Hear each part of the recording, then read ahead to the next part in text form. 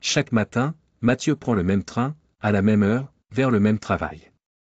Sa vie ressemble à une boucle sans fin, réveil, trajet, boulot, retour. Rien ne change, rien ne le surprend. Il sent la lassitude l'envahir un peu plus chaque jour, comme si la vie lui glissait entre les doigts. Un matin, en fixant son reflet dans la vitre du train, il prend une décision, il veut du changement, il veut du bonheur. Mais comment faire? Alors, un soir, en rentrant chez lui, il allume la télé. Entre deux pubs, il tombe sur une promotion pour un service de streaming flambant neuf. Le slogan est accrocheur, des milliers de séries, des millions d'épisodes, le bonheur à portée de clic. C'est là que tout a commencé. Mathieu, persuadé qu'il suffit d'un peu de divertissement pour mettre de la couleur dans sa vie, s'abonne à son premier service de streaming. Puis un deuxième, puis un troisième. Netflix, Disney+, Amazon Prime, Apple TV, et même les plus obscurs comme Crunchyroll ou Hulu. Chaque fois qu'un nouveau service apparaissait, il cliquait sans hésiter sur « S'abonner maintenant ». Au début, tout semblait parfait. Les séries s'enchaînaient à un rythme effréné. Plus de routine, plus de vide.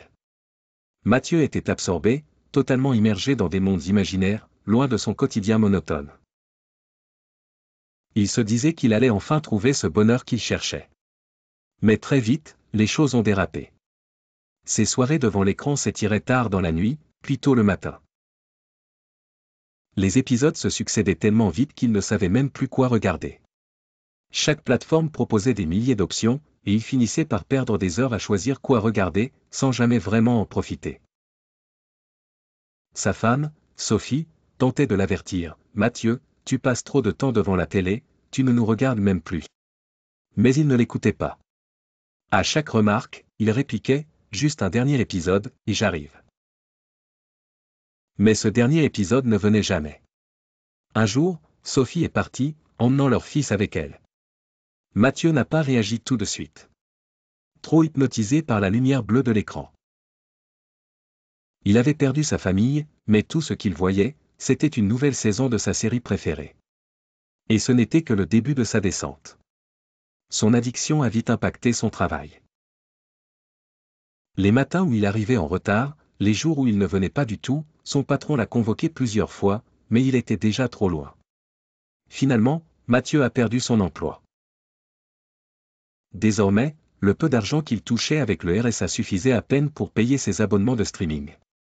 Il mangeait des nouilles instantanées, jour après jour, à côté d'une pile de factures impayées. Il ne sortait presque plus de chez lui, à part pour récupérer des colis de nourriture à la supérette du coin. Il ne voyait plus personne. Les seuls visages qu'il croisait étaient ceux des acteurs sur son écran. La lumière froide de la télé était devenue la seule compagnie qu'il supportait. Jour après jour, hypnotisé, il avait perdu 20 kilos, mais pas parce qu'il voulait se remettre en forme. Il oubliait simplement de manger. Mathieu n'était pas accro à la drogue, ni à l'alcool. Il n'y a pas besoin de drogue ou de substance pour détruire une vie. Les choses les plus anodines, celles qui paraissent inoffensives, peuvent parfois être les plus dangereuses. Ce ne sont pas toujours les excès visibles qui nous détruisent.